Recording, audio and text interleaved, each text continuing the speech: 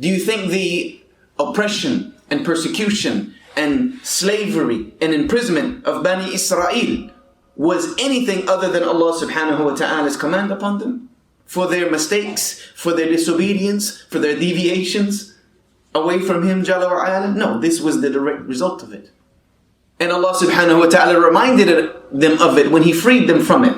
And what did they do the moment He freed them from it? They started to reminisce about it.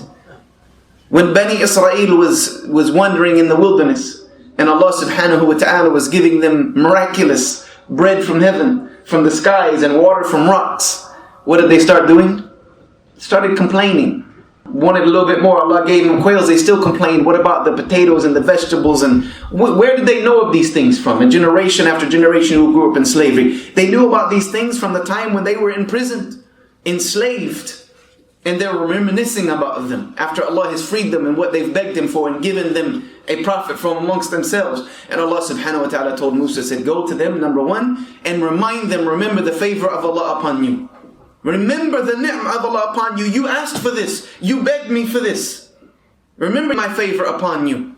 Remember where you came out from and I brought you from. And then, remember, لَإِن شَكَرْتُمْ لَأَزِدَنَّكُمْ, that if you're grateful to me, I will increase you and give you more.